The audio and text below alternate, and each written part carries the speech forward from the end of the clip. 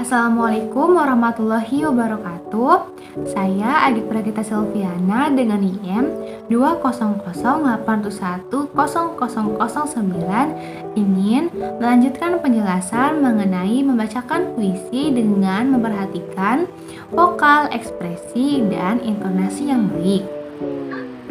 Seperti yang kita ketahui bahwa dalam membacakan sebuah puisi harus memperhatikan beberapa aspek seperti vokal, ekspresi, dan juga intonasi yang baik. Yang mana nantinya apabila hal dan aspek tersebut terpenuhi dengan baik, maka dalam membaca puisinya tersebut akan lebih menarik. Selain itu, ada hal-hal lain juga nih teman-teman, seperti rima dan irama, yang artinya tidak terlalu cepat dan tidak terlalu lambat, karena dalam membaca sebuah puisi itu berbeda dengan membaca sebuah teks biasa. Karena disebabkan bahwa puisi itu terikat oleh rima dan irama, yang mana artinya bahwa dalam membaca puisi itu tidak terlalu cepat dan tidak terlalu lambat.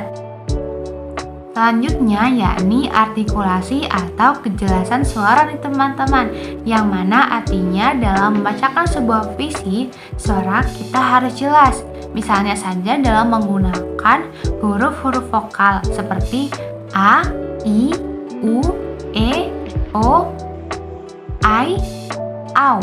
Paham ya sampai sini teman-teman?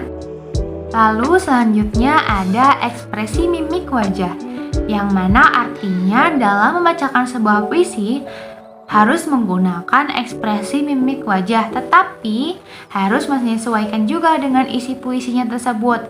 Misalnya ketika membaca puisi sedih, maka ekspresi mimik wajah kita pun harus menggambarkan puisi sedih tersebut teman-teman.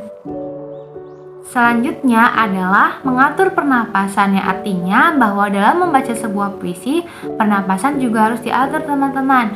Jangan tergesa-gesa ya, karena jika hal tersebut dilakukan dengan baik, maka tidak akan adanya gangguan dalam baca puisi. Selanjutnya adalah penampilan. Penampilan dalam membacakan sebuah puisi diartikan sebagai kepribadian atau sikap kita saat di panggung. Dalam membacakan puisi yang baik, sikap kita harus tenang, tidak gugup, tidak gelisah, meyakinkan, dan juga tidak demam panggung. Sampai sini paham belum? Pasti sudah paham kan teman-teman? Karena ada beberapa hal lagi yang harus diperhatikan dalam membacakan sebuah puisi, yaitu vokal. Vokal atau suara digunakan dalam membacakan puisi harus benar dan jelas. Karena salah satu unsur vokal ialah artikulasi atau bisa disebut juga kejelasan pengucapan. Sudah tahu dong pasti bahwa kejelasan atau kejelasan dalam mendemonstrasikan sebuah puisi itu sangat perlu, seperti pengucapan bunyi A, I, U, E, O, I, Au, dan sebagainya.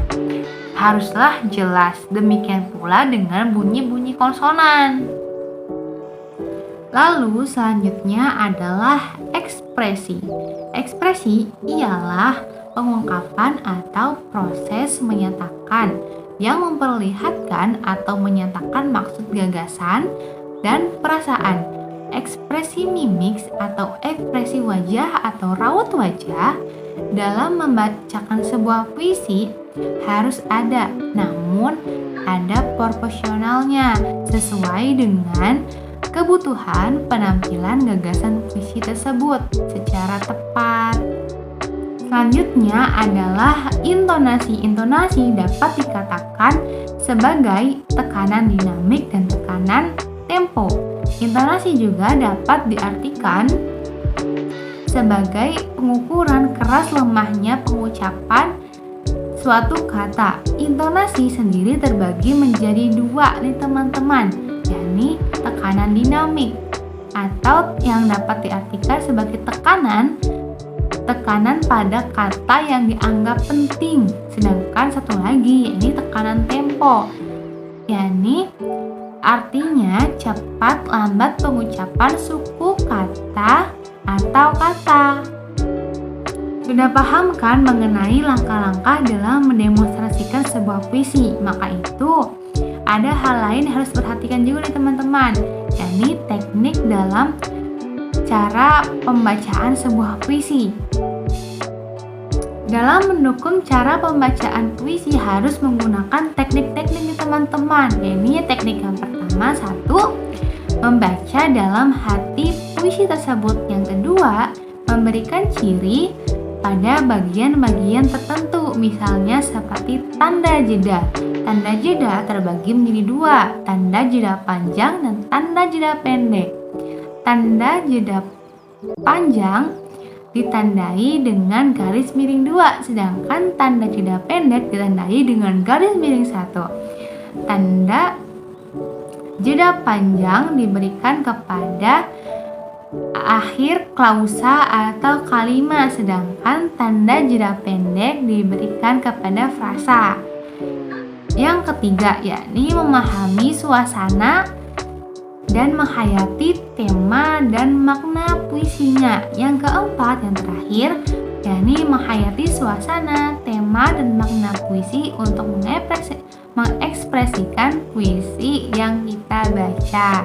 Baik, setelah saya berikan penjelasan tersebut, dengan itu saya ucapkan terima kasih ya telah menyimak dan memperhatikan dengan fokus penjelasan saya. Semoga dapat bermanfaat. Wassalamualaikum warahmatullahi wabarakatuh.